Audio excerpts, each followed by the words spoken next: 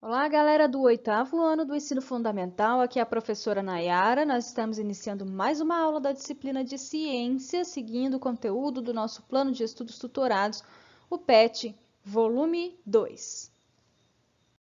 Iniciando a semana 6, continuando o tema Reino Plantae, né? Como nós combinamos semana passada, o PET traz a semana 5, 6 juntas. Então, eu dei metade do conteúdo semana passada, né? Nós consideramos como semana 5. E agora eu estou continuando o conteúdo e considerando como semana 6. E o tema é ainda Reino Plantae. Então, fazendo uma breve recapitulação do que nós vimos na semana anterior com o começo do conteúdo, né, sobre o reino Plantae, nós vimos que o reino Plantae é o reino que agrupa todas as plantas e elas foram os primeiros habitantes pluricelulares a colonizar o ambiente terrestre, ou seja, o que é um organismo pluricelular? Aquele constituído por duas ou mais células, e foram os primeiros organismos pluricelulares a conquistar o ambiente terrestre, e elas evoluíram de um ancestral comum, que foi uma alga verde unicelular microscópica que colonizou o ambiente terrestre aproximadamente 1.200.000 anos atrás. Então, a alga verde unicelular colonizou o ambiente terrestre e dali surgiram essa alga, né, ela evoluiu ao longo dos milhões de anos e dela surgiram as diferentes espécies de plantas que nós conhecemos atualmente, que são aproximadamente 250.000 espécies diferentes de plantas espalhadas por todo o globo.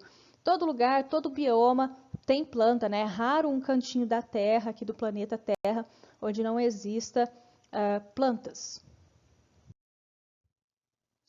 Então, como nós já falamos, né, as plantas elas são pluricelulares e as suas células são eucarióticas, ou seja, o material genético é armazenado e organizado dentro do núcleo. Elas são autotróficas, que significa que elas são capazes de produzir o próprio alimento. E o processo que as plantas utilizam para realizar isso é a fotossíntese. Existem alguns critérios, né, utilizados para se classificar, se agrupar, dividir, estudar, né, facilitar o estudo das plantas, que os botânicos, que são cientistas que estudam plantas, utilizam. Um desses critérios é presença ou ausência de tecidos condutores. Nós vimos que são aqueles tecidos, é o tecido que conduz a seiva pela planta, né? Levando nutrientes para todas as células, e é o que permitiu com que as plantas crescessem, se desenvolvessem, atingindo vários metros de altura, porque ela tem um sistema efetivo, rápido e prático para distribuir os nutrientes por toda a célula, mesmo ela sendo grande.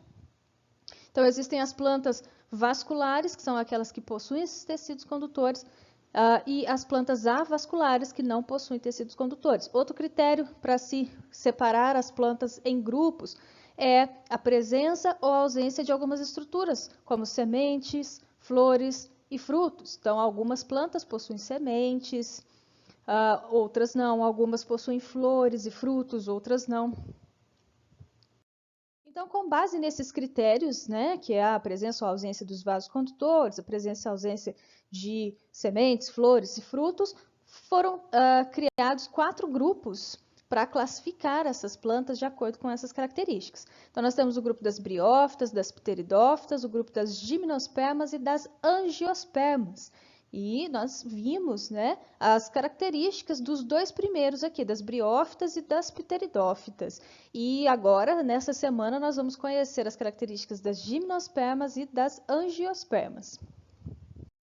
Então, relembrando sobre o grupo das briófitas, né, que são os musgos, aquelas plantinhas que formam um tapetinho verde em regiões de floresta, próximas a rios, cachoeiras, né, que dão nas pedras ou em troncos de árvores. Então, as briófitas são plantas, só que elas são avasculares. O que significa isso? Elas não possuem tecidos condutores.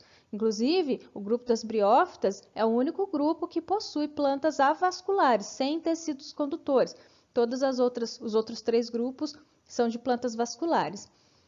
Então, as briófitas não têm os tecidos condutores, não têm a seiva, e por isso elas não conseguem crescer muito, porque o transporte de nutrientes nessa planta é feito de célula a célula, então vai para uma célula, depois para outra.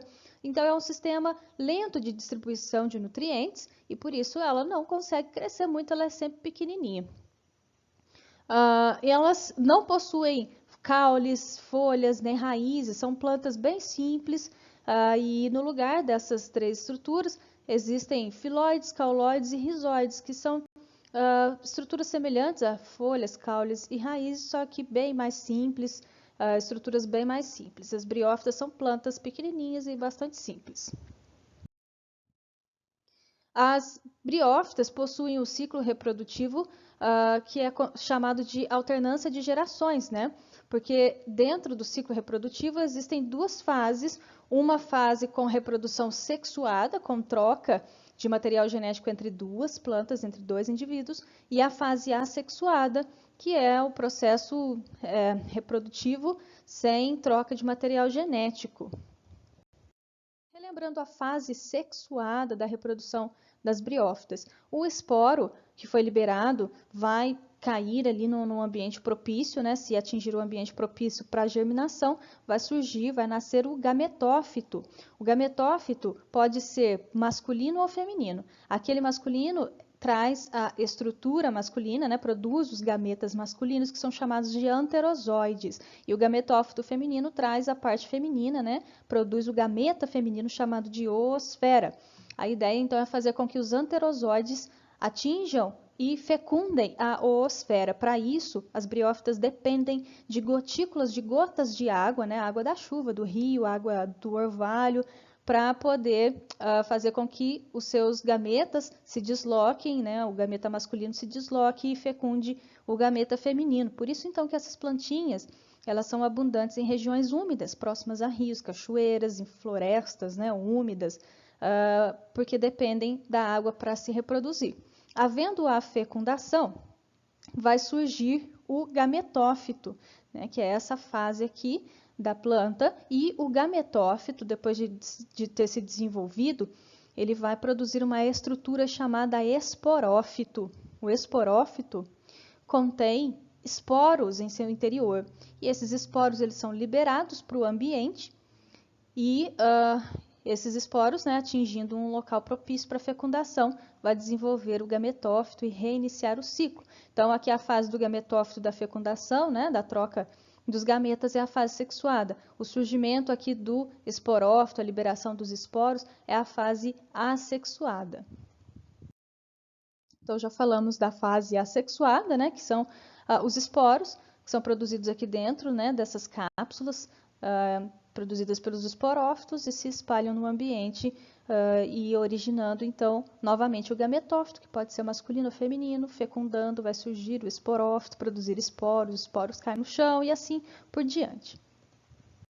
O segundo grupo de plantas é o grupo das pteridófitas, que são plantas que já trazem algumas novidades evolutivas, que são os vasos condutores de seiva. Então, diferentemente das briófitas, as pteridófitas são plantas vasculares, têm ali, né, o tecido condutor para conduzir a seiva, levando nutrientes de forma mais rápida e mais prática para as células da planta e permitindo assim que ela possa crescer, né? Ela cresce, então é uma planta já maior. Existem algumas pteridófitas que atingem vários metros de altura, devido à presença desses vasos condutores. E também tem folha, caule, raiz, já são plantas mais desenvolvidas, né, com estruturas diferentes. Elas também dependem da água para fecundação, pois os gametas delas, assim como das pteridófitas, também dependem de gotinhas de água para poder fecundar, né, a outra estrutura reprodutiva e então, por isso elas também se desenvolvem em regiões úmidas, né? Regiões de florestas, próximas a rios, tudo mais. Os representantes desse grupo, né, das pteridófitas, são as samambaias, as avencas, cavalinhas, que são plantas utilizadas aí na ornamentação, principalmente as samambaias, são muito comuns, né? Quem nunca viu uma samambaia numa garagem? E as pteridófitas, elas possuem o ciclo reprodutivo com duas fases também, assim como as briófitas, né? A fase assexuada e a fase sexuada. Relembrando aqui da fase assexuada, a planta em si, né, como se a gente pegar o exemplo da samambaia, a samambaia em si é o esporófito, né? A estrutura da planta, o momento da planta em que os esporos serão produzidos.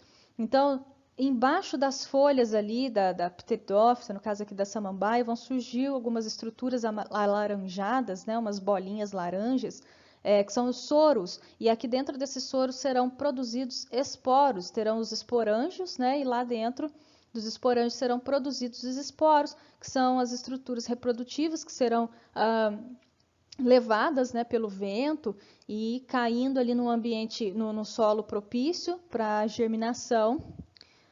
O esporo vai dar origem à estrutura chamada gametófito, que é uma estruturinha assim em formato de coração, né, bem pequenininha. E no gametófito vai ter a estrutura feminina e masculina. A estrutura masculina vai produzir o gameta anterozoide e a estrutura feminina vai produzir o gameta feminino, a oosfera. Havendo a fecundação anterozoide atingindo ali, fecundando a oosfera, isso acontece com a ajuda de gotinhas de água, né, como já foi dito, vai surgir ali o esporófito, né, que vai se desenvolver, e o esporófito vai produzir os esporos e o ciclo vai se repetir. Então, a fase do esporófito, né, que é a liberação, a produção e liberação dos esporos, é a fase assexuada, e o surgimento do gametófito e a fecundação ali dos gametas e tudo mais é a fase sexuada desse processo. Então, até agora nós fizemos uma rápida revisão, né, do que nós já vimos na semana anterior. E agora sim, iniciando aqui um conteúdo novo da semana 6, o terceiro grupo de plantas, o grupo das gimnospermas. As gimnospermas são plantas vasculares, ou seja, tem presença de vasos condutores, né, com seiva ali, um sistema mais rápido e eficiente para a distribuição de nutrientes, por isso as gimnospermas também crescem bastante, né, são árvores grandes, e também são espermatófitas. O que significa isso? São plantas que produzem sementes. E as sementes das gimnospermas, elas são nuas, sem frutos. Então, ela produz apenas a semente. Gimno, em grego, significa nu. Spermas significa sementes. Então, gimno, nu. Sperma, semente. Gimnosperma, sementes nuas. Como o exemplo de gimnospermas, nós temos os pinheiros, as araucárias, os cedros, cicas, muito utilizado em jardinagem, né, paisagismo, ciprestes, que são as arvorezinhas de Natal, as sequoias, né, os fãs de Harry Potter aí vão lembrar das sequoias que são árvores, né, muito, muito grandes, são gimnospermas. Então vamos falar do ciclo reprodutivo das gimnospermas. A árvore em si, né, o pinheiro, a árvore grandona, é a fase esporofítica e duradoura. Então, é seguindo ali a mesma ideia, o mesmo princípio da reprodução do ciclo reprodutivo das briófitas, das pteridófitas, tem ali a fase que produz os esporos, entre aspas, né? Só que aqui no caso das gimnospermas vai mudar um pouquinho, quer ver? Acompanha comigo, ó.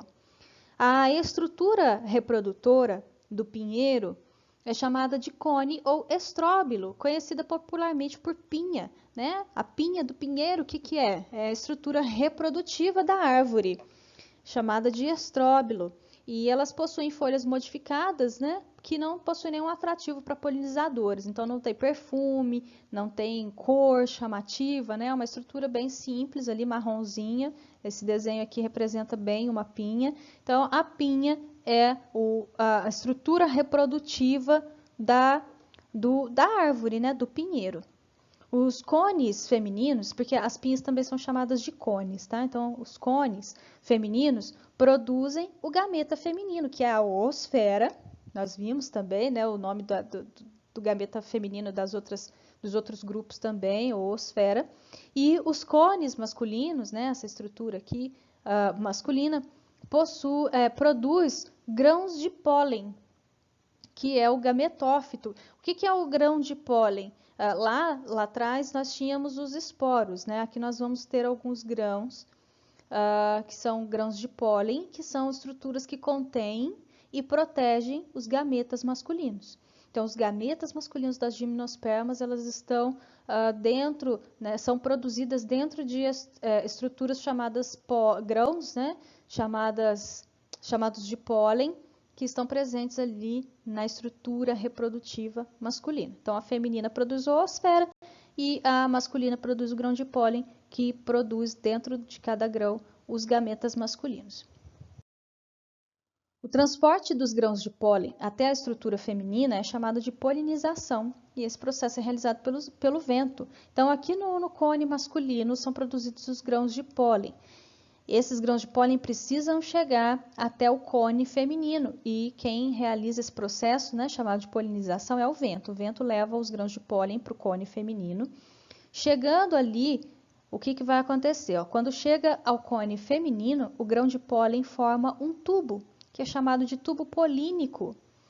E esse tubo cresce, se aprofunda na estrutura reprodutora feminina e libera ali os gametas masculinos, que vão fecundar a oosfera, que é o gameta feminino. E esse processo, então, não depende da água. É por isso, então, né, que as gimnospermas não têm necessidade de se desenvolver em locais úmidos, próximos de água, assim como as briófitas e as pteridófitas. O pólen, então, vai produzir esse tubo polínico quando atingir aqui a estrutura feminina e vai liberar lá dentro da oosfera os gametas masculinos. Quando um deles, né, se une à oosfera, quando esses gametas masculinos fecundam a oosfera, vai formar o zigoto, que vai se dividir e dar origem ao embrião da planta, né? O embrião é aquela estrutura que tem a capacidade ali de crescer, se desenvolver, formando uma nova planta. Após a fecundação, forma-se uma reserva de alimento, né, em volta do embrião, que vai nutri-lo no início do seu desenvolvimento. E ao redor surge uma casca resistente que protege o embrião e a reserva. Então, quando acontece aqui essa fecundação, surgiu o embrião, vai surgir também uma reserva de alimento em volta dele, para que ele tenha ali nutrientes, né, para poder se manter saudável, até que ele encontre um ambiente propenso, um solo propenso, onde ele vai conseguir crescer, se desenvolver e surgir em uma nova planta. E também tem a casca, né, que surge para poder proteger aquele embrião. A semente e o tubo polínico, então, foram as novidades evolutivas das gimnospermas, que trouxeram grandes vantagens adaptativas para esse grupo de plantas. Então, esse surgimento do tubo polínico, né, ali processo realizado pelo pólen para poder liberar o gameta, e essa reserva de alimento, né, com essa casca, que no caso é a semente, foram as novidades desse grupo de plantas. Então, o primeiro grupo, né, a apresentar sementes. Já as angiospermas são o grupo de plantas dominantes no planeta. A maioria das plantas que nós conhecemos, a maior parte das espécies conhecidas são angiospermas. São aproximadamente 257.400 espécies diferentes, distribuídas em 13.678 gêneros, segundo o autor Jude. As características principais das angiospermas é a presença de flores, frutos que envolvem a semente. Então, as gimnospermas também vão possuir vasos condutores, né, o tecido vascular, e produz semente também. Só que, diferentemente das gimnospermas, as sementes elas não são nuas, elas têm um fruto em volta. E também as flores, né, que são estruturas reprodutivas, a gente vai entender como é que funciona isso tudo nas angiospermas. São exemplos de angiospermas, os ipês, cedros, angicos, roseiras, margaridas, goiabeiras, dentre outras milhares de espécies. Então, todas aquelas plantas que têm flor e têm fruto é angiosperma. Androssami. Nessa foto dessa flor, né, uma flor bem bonita, a gente consegue ver algumas estruturas que nós acabamos de aprender. Nós temos aqui o androceu, que é o conjunto das estruturas masculinas da planta, né, onde é produzido o pólen. E aí nós temos aqui o estame, e aqui em cima nós temos a antera, né, onde o pólen vai ser produzido. As anteras do estame, aqui ó, o filete, né, a antera, e forma então o estame. Aqui nós temos vários, ó, 1, 2, 3, 4, 5, 6, vários estames que formam, o conjunto deles forma o androceu, que é o conjunto das estruturas masculinas. E aqui no centro nós temos uma estrutura feminina, que é o estigma, nós vamos conhecer agora. O gineceu é a parte feminina da planta, representada pelo pistilo. Nós acabamos de ver que o androceu é um conjunto de estames. O estame é a estrutura masculina da flor, né, formada pela antera e pelo filete. É aqui que é produzido o pólen. Então, cada estrutura individualmente é o estame e um conjunto de estames é chamado de androceu. Já o gineceu é um conjunto de pistilos, né, que é a estrutura, a parte feminina da flor.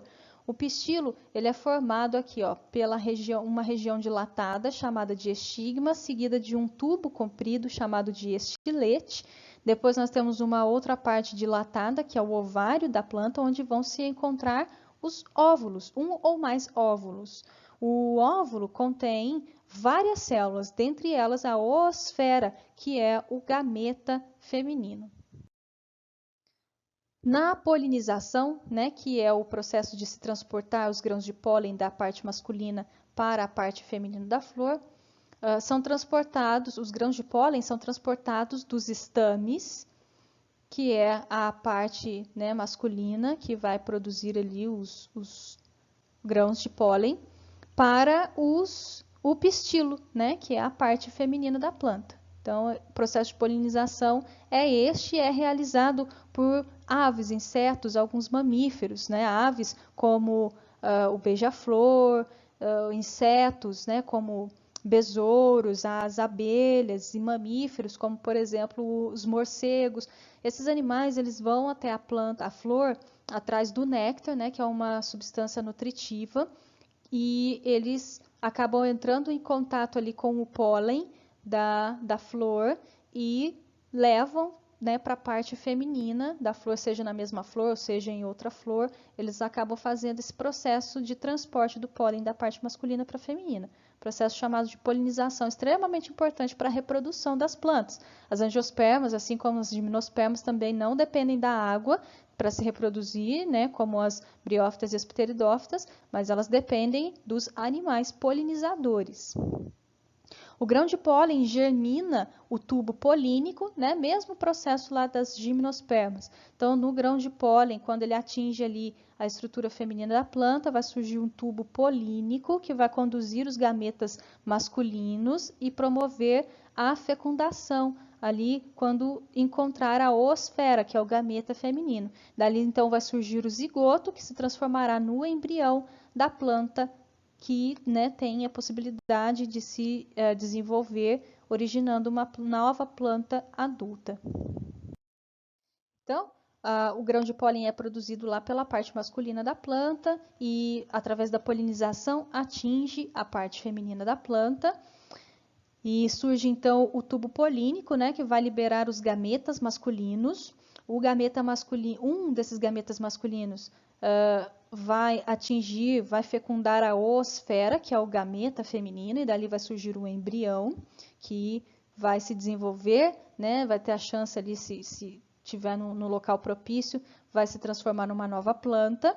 E o outro gameta, ele se une com os dois núcleos polares, que são estruturas também presentes dentro do ovário, né? Como nós vimos no ovário tem a oosfera, que é o gameta feminino, e os núcleos polares, que vão dar origem à semente, quando fecundados pelo gameta masculino.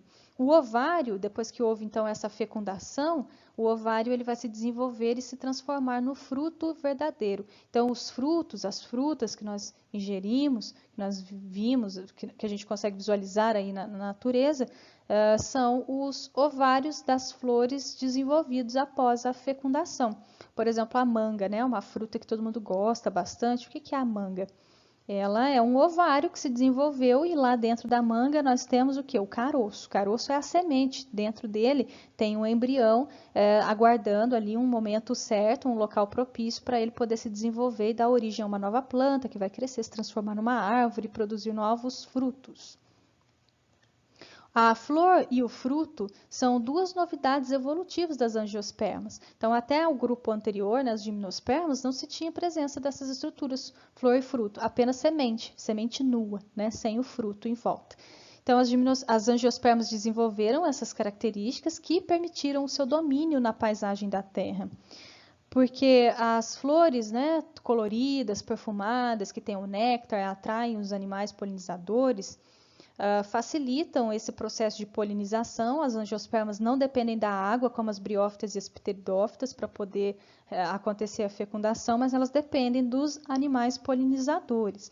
Então, quando surge também o fruto, né, o fruto é uma grande vantagem evolutiva, porque protegem as sementes e também possuem adaptações que permitem com que sejam dispersos num ambiente com maior eficiência. Os frutos servem de alimento para muitos animais, né? Então, quando os animais se alimentam desses frutos, eles acabam ingerindo a semente também, por exemplo, dos pássaros, né, que se alimentam de pequenas frutinhas. Eles engolem ali as sementes junto com os frutos, voam para outras regiões, para outros lugares e acabam fazendo suas necessidades ali, e a semente ela é liberada junto com as fezes, que vai cair ali no ambiente, né, diferente, vai se desenvolver, vai surgir, vai dar origem a uma nova planta. Então, esse processo fez com que as angiospermas conseguissem se dispersar com muito maior facilidade e também conquistando assim, né? Aliás, conquistando assim um território muito maior. Por isso que a maioria das espécies conhecidas são de angiospermas.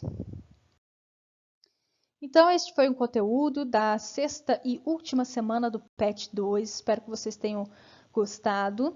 Qualquer dúvida, podem me mandar mensagem lá no WhatsApp ou no Google Classroom. Eu vou ficando por aqui. Até a nossa próxima aula. Abraços. Tchau, tchau.